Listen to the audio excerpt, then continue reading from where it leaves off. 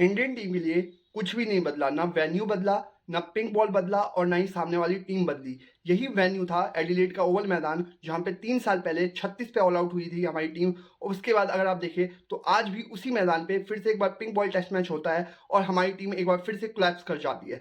सिर्फ फ़र्क इतना है कि उस समय हम 36 ऑल आउट हुए थे और आज हम 180 पे ऑल आउट हो गए हैं। और कहाँ से? 69 फॉर 1 से।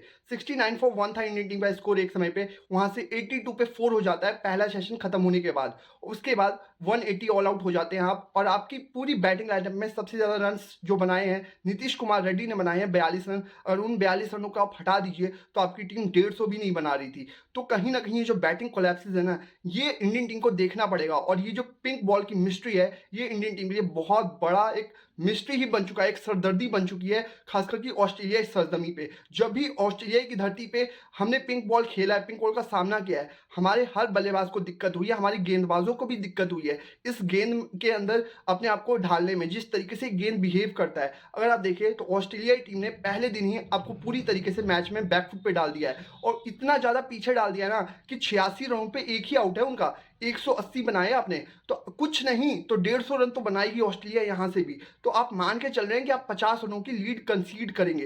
अब 50 रनों की लीड कंसीड करेंगे तो कितना आपके लिए वो नुकसानदायक साबित होगा, ये तो वक्त ही बताएगा जब मैच दूसरे या तीसरे दिन बढ़ेगा आगे। लेकिन आपको ये देखना होगा कि यहाँ से बेस्ट सिनेरियो क्या हो सकता है आपके लिए। मेरे हिसाब से अब यहाँ से मैच चेंजिंग स्पेल डालना पड़ेगा बुमराह को एक बार फिर से, क्योंकि बुमराह के अलावा आपके पास कोई ऐसा गेंदबाज नजर नहीं आ रहा जो कि आपको कमबैक करा पाए। और जिस तरीके से बॉडी लैंग्वेज नजर आ रही है ना रोहित शर्मा या फिर बाकी अदर प्लेयर्स की, ऐसा लग रहा है कि आप 295 रनों से हार के आए हैं जबकि आप जीत के आए हैं पिछला मैच। आपकी बॉडी लैंग्वेज तो अप होनी चाहिए, आपके कप्तान का बॉडी लैंग्वेज और अप होना चाहिए, लेकिन ऐसा लग रहा है जैसे चिड़चिड़ाहट नजर आ रही है। और साथ ही में ऐसा भी लग रहा है कि टाइटनेस नजर आ रही है, थकान नजर आ रही है हर प्लेयर के चेहरे पे, खास करके आपके बॉलर्स के चेहरे पे। और ये चीज़ कहीं ना कहीं ऑस्ट्रेलियन टीम को एक मोराल देगी कि हमने इंडियन टीम को झुका के रखा है, तो आपको ये बॉडी लैंग्वेज अब करना पड़ेगा किसी भी हालात में।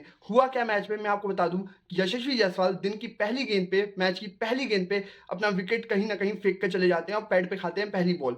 साथ ही में अगर आप देखें तो उसके बाद संभाल लिया था शुभमन गिल और केएल राहुल ने 69 रनों की पार्टनरशिप की, और पहला विकेट गिरने के बाद दूसरा विकेट गिरता है केएल राहुल का, जहां पे वो लगभग इम्पॉसिबल था उस बॉल को संभाल पाना, और अनप्लेबल डिलीवरी थी जिस तरीके से वो खेले हैं। तो उनका फिर भी मैं मान सकता हूँ कि उनकी विकेट एक ली है ऑस्ट्रेलियाई गेंदबाजों ने, ना कि उन्होंने दी है। उसके अलावा अगर आप देखें तो Shubman Gill across the line जो शॉट खेला उन्होंने, उसी बॉल को अगर सीधा बल्ला रख देते ना वहीं पे तो वो चौका हो जाता, जिस तरीके से वो गेंद आई थी। तो अक्रॉस द लाइन जैसे शॉट मारा उन्होंने तो पैड पे खा गए। जितना खेले अच्छा दिख रहे थे, लेकिन वही एक गलत शॉट खेला उन्होंने, गलत शॉट का चयन किया वहां पे, और वहीं पे वो अपना विकेट फेंक के चले गए। उसके बाद अगर आप देखें तो विराट कोहली का बॉल ऐसा लगेगा आपको कि अनप्लेबल थी वो डिलीवरी, लेकिन बॉल में ऐसी कोई खासियत नहीं थी जो कि उनको आउट कर गई। कहीं ना कहीं वो जज नहीं कर पाई कि छोड़े कि खेले। और कंफ्यूजन में यही होता है कि जब आप जज नहीं कर पाते, जब आपको ये नहीं पता कि आपका ऑफ स्टंप कहाँ पे है, तो आप बॉल को छोड़े या खेले इस डाउट में आप खेल जाते हैं। वहीं पे उनका एज लगा पिछले हिस्से का बल्ले का और आउट हो गए वो। तो कहीं ना कहीं ये जो बैटिंग कोलैप्सेस आपके हो रहे हैं ना, ये हालात अगर रहेंगे तो ऑस्ट्रेलिया टीम फॉर्म में भी आ सकती है, क्योंकि ऑस्ट्रेलिया की बैटिंग भी डामाडोल ही नजर आ रही थी जिस तरीके से आपकी नजर आ रही है। लेकिन ये जो कॉन्फिडेंस मिला है ना, जिस तरीके से अभी मानस लामुशेन और उनके जो दूसरे ओपनर है, उन्होंने जिस तरीके से पार्टनरशिप की है, जितने नीचे आने वाले बैट्समैन होंगे उनका भी कॉन्फिडेंस अलग लेवल पे चला गया होगा कि अगर ये दोनों कर सकते हैं तो वो भी कर सकते हैं। तो 94 रनों से ही पीछे है ऑस्ट्रेलिया। अब 94 रनों में आप कितनी विकेटें चटका पाएंगे? ज़्यादा से ज़्यादा 4 विकेटें, 5 विकेटें चटका पाएंगे।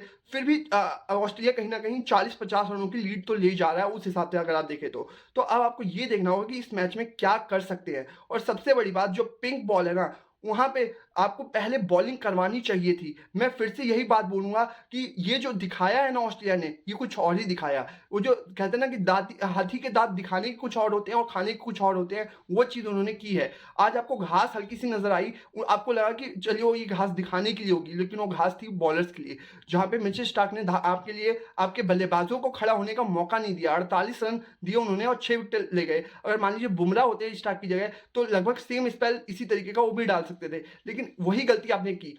कि विद द बॉल आप पहले बॉलिंग करवाना चाहिए था टॉस जीतने के बाद, और इसी जाल में आप फिर से फंसते हुए नजर आए। अब मेरे हिसाब से इंडियन टीम को इस मैच में वापस आने के लिए बहुत ज़्यादा काम करना पड़ेगा और अपनी बॉडी लैंग्वेज को सबसे पहले सुधारना पड़ेगा, क्योंकि ये जो पिंक बॉल वाला रहस्य है ना, ये किसी के पल्ले नहीं पड़ रहा कि ऑस्ट्रेलिया ऐसा बेहतर क्या करता है दूसरी टीमों के मुकाबले, जो कि इतना बेहतरीन रिकॉर्डिंग के नाम। और लगभग 92% मैचेस इन्होंने जीते हैं पिंक बॉल में, जितने भी आज तक इन्होंने पिंक बॉल खेले हैं। लगभग 13 मैचेस खेले हैं, जिसमें से केवल 1 हारे हैं और 12 या 11 जीते इन्होंने। तो ये जो रिकॉर्ड है ना, इसको आपको तोड़ने के लिए बहुत कुछ अलग करना पड़ेगा, और फिलहाल तो आपको मैच में वापस आना पड़ेगा, क्योंकि आप इतना ज़्यादा नहीं पिछड़ना चाहते कि आप वापस ही ना आ पाए। जिस तरीके के हालात नज़र आ रहे हैं, हो सकता है कि ट्रेविस हेड जो नीचे आने वाले हैं, जब ऑस्ट्रेलिया इतनी खराब हालात में थी तो उन्होंने 89 रन ठोके थे। आपको हेड से बच के रहना होगा। बाकियों का क्या है? बाकियों का ये है कि उतनी तेज़ी से वो रन नहीं बनाएँगे। हाँ, खड़े हो सकते हैं, लेकिन उस पेस के साथ रन नहीं बनाएँगे।